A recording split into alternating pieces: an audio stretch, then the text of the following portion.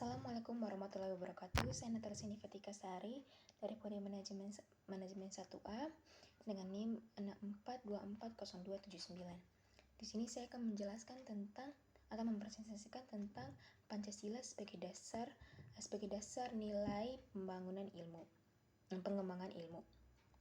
Pancasila sebagai dasar negara Indonesia memiliki peran penting dalam mengarahkan pengembangan ilmu pengetahuan di Indonesia. 5 sila dalam Pancasila tidak hanya menjadi pedoman kehidupan berbangsa dan bernegara, tetapi juga menjadi landasan nilai bagi pengembangan ilmu yang berorientasi pada kemanusiaan, keadilan, dan kesejahteraan bersama. Yang pertama itu adalah nilai ketuhanan, yaitu sila pertama, ketuhanan yang Maha Esa. Menekankan bahwa pengembangan ilmu harus selaras dengan nilai-nilai keagamaan dan moral. Ilmu pengetahuan tidak boleh digunakan untuk tujuan yang merusak kemanusiaan atau melanggar nilai-nilai religius.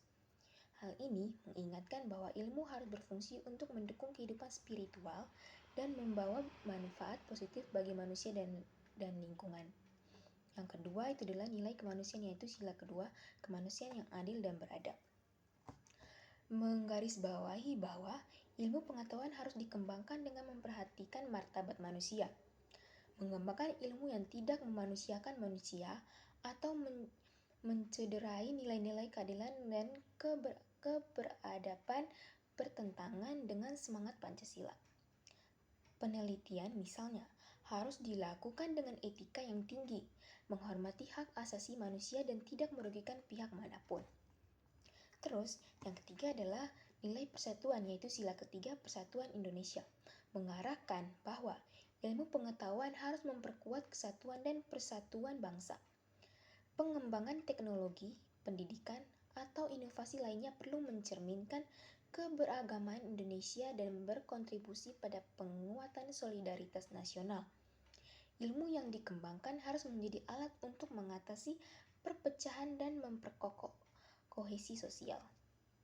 Terus yang keempat itu adalah nilai kerakyatan, yaitu sila keempat, kerakyatan yang dipimpin oleh hikmat kebijaksanaan dalam permusyawaratan perwakilan.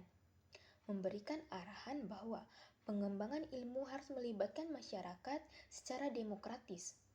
Ilmu tidak boleh menjadi alat dominasi, tetapi harus diputuskan dan diarahkan melalui proses musyawarah untuk mencapai kepentingan bersama. Dalam konteks ini, ilmu harus inklusif, melibatkan berbagai pihak dan bersifat partisipatif. Terus yang kelima itu adalah nilai keadilan, yaitu sila kelima, keadilan sosial bagi seluruh rakyat Indonesia. Menekankan bahwa hasil dari pengembangan ilmu harus memberikan keadilan bagi semua lapisan masyarakat.